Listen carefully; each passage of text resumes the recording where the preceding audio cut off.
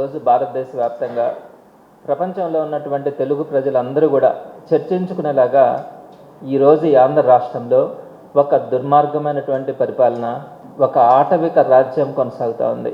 ఏదైనా వాళ్ళు మాట్లాడితే అది ఒప్పు, ప్రతిపక్షాలు మాట్లాడకపోయినా కూడా వారి మీద కేసులు పెట్టి నిర్బంధించి ఈరోజు పెడుతున్నటువంటి అగచాట్లు అందరికీ కూడా తెలిసినాయి. దుర్మార్గమైనటువంటి కేసులు పెడతా ఉన్నారు ఈ ప్రభుత్వం. వెనక ముందు చూసుకోకుండా, అది మహిళలు కావచ్చు, లేదనుకుంటే ఉద్యోగులు కావచ్చు, టీచర్లు కావచ్చు, విద్యార్థులు కావచ్చు, నిరుద్యోగులు కావచ్చు, ఏ ఒక్కరు కూడా అతీతం కాదు. ఎవరి మీద పడితే వారి మీద అక్రమ కేసులు బనాయించి ఈరోజు నిర్బంధిస్తున్నటువంటి పరిస్థితి చూస్తూ ఉన్నాం. ప్రధానంగా గడిచిన కొన్ని నెలలుగా డిఎస్సిలో జరిగినటువంటి అవకతవకలు, అక్రమాలు, దాని మీద సాక్ష్యాలతో సహా సుమారుగా 3 లక్షల మంది గొంతుకగా వైఎస్ఆర్సీపీ ముందుకొచ్చి వినిపిస్తూ ఉంది. మీరు ఒకసారి ఆలోచించండి, ఇంత పెద్ద ఉద్యమాలు జరుగుతూ ఉన్న తర్వాత ఇన్ని వందల మంది డిఎస్సిలో నష్టపోయినటువంటి అభ్యర్థులు కోర్టుకు అప్రోచ్ కావడం కానీ, అదేవిధంగా స్వయంగా స్కూల్ ఎడ్యుకేషన్కి కొన్ని వేల మంది గ్రీవెన్స్లు పెట్టుకోవడం కానీ, మేము నష్టపోయినాము అని చెప్పి కుయ్యో మర్రో అని వారందరూ కూడా అటు కోర్టులను కానీ, ఇటు స్కూల్ ఎడ్యుకేషన్ కానీ, అటు శాప్ను కానీ, అంటే స్పోర్ట్స్ అథారిటీ వారిని కానీ అప్రోచ్ అయ్యి బాధలు పడతా రోడ్డు మీద తిరుగుతూ ఉన్నారు. కనీసం కొంచెమైనా కూడా కనికరం లేకుండా దీని మీద అందరూ అడుగుతున్నది కూడా ఒక్కటే, సిబిఐ ఎంక్వైరీ చేయించండి. అన్ని ఆధారాలు దొరికినాయి కదా, క్వశ్చన్ పేపర్ లీకేజ్ గురించి ఆధారాలు దొరికినాయి కదా. మీరు ఉద్యోగాలని 15 లక్షలు, 13, 14 లక్షలకి అమ్ముకోవడానికి మీరు జరిపినటువంటి బేరసారాలు కానీ, ఇచ్చినటువంటి అభ్యర్థులు పోలీస్ స్టేషన్లను అప్రోచ్ అయినవి కానీ, ఇవన్నీ కూడా సాక్ష్యాలతో సహా వచ్చాయి కదా.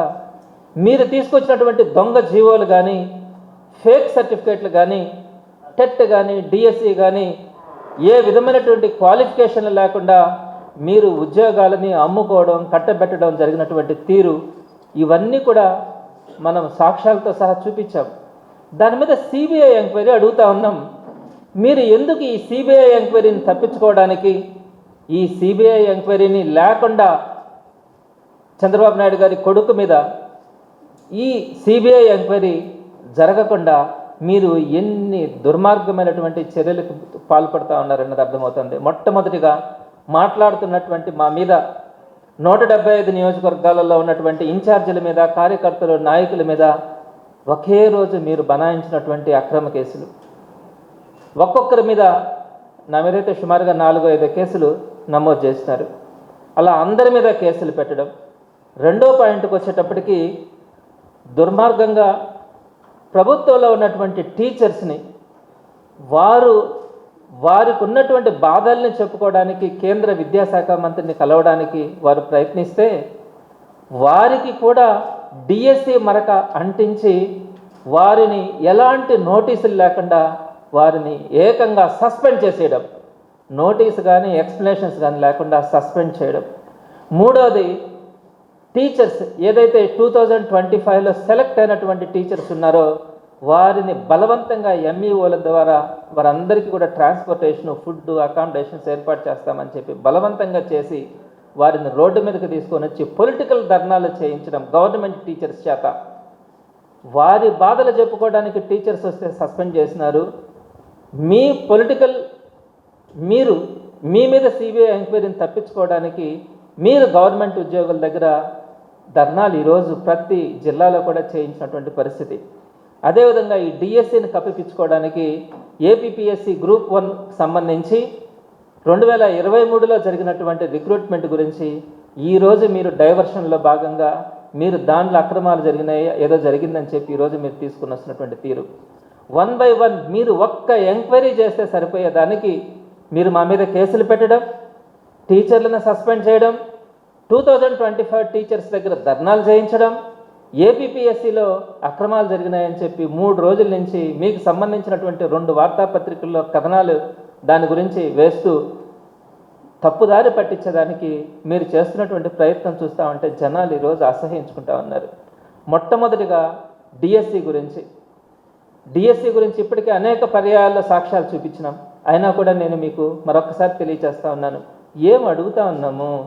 చిన్న చిన్న విషయాలకే గతంలో అన్ని ప్రభుత్వాలు కానీ దేశంలో ఉన్నటువంటి అనేక రాష్ట్రాల్లో కానీ చిన్న చిన్న ఆరోపణలు వస్తే కూడా ఒక దర్యాప్తు చేయించి ఆ దర్యాప్తు నివేదిక ప్రకారం ఎలాంటి తప్పు జరగలేదని చెప్పేటువంటి పరిస్థితుల్లో మీరు మాత్రం మీకు సంబంధించిన ఎంప్లాయీస్ని కానీ అధికారులు కానీ లేకపోతే మీ మంత్రులు ఎమ్మెల్యేల దగ్గర మీకు మీరే క్లీన్ చిట్ ఇచ్చుకుంటా ఉండారే తప్ప ఒక చిన్న ఎంక్వైరీ వేయడానికి కూడా, ఇంత పెద్ద ఆరోపణలో ఒక చిన్న ఎంక్వైరీ కూడా వేయకుండా ఈరోజు ఈ రాష్ట్రంలో ఉన్నటువంటి ఇన్ని లక్షల మందిని మీరు ఇబ్బంది పెడతా ఉన్నారు, బాధపడతా ఉన్నారంటే మీరు అర్థం చేసుకోవాలా?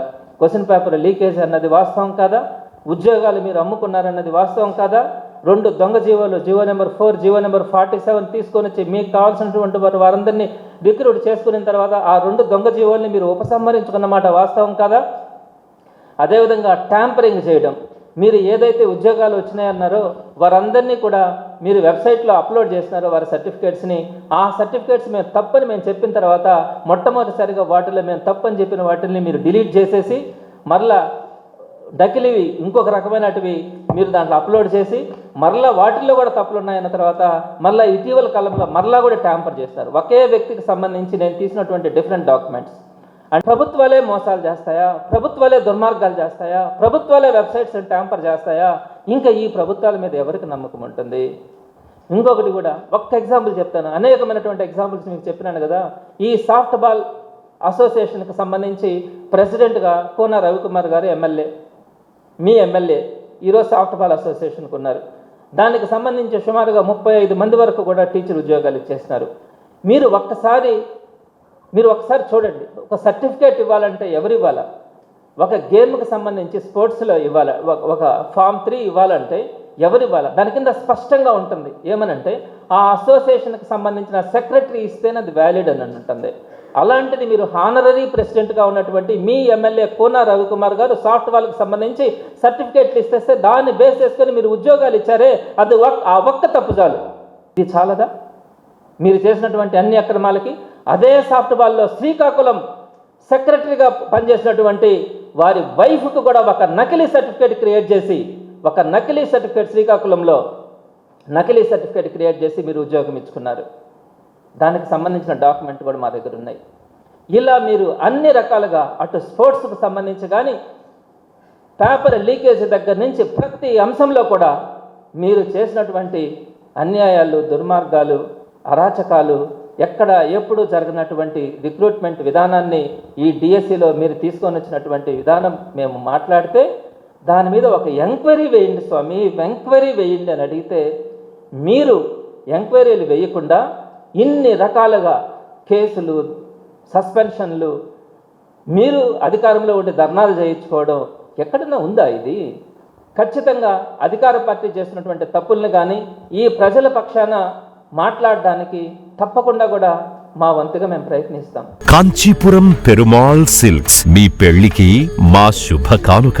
పెళ్లి పవిత్రమైన శుభ సందర్భం.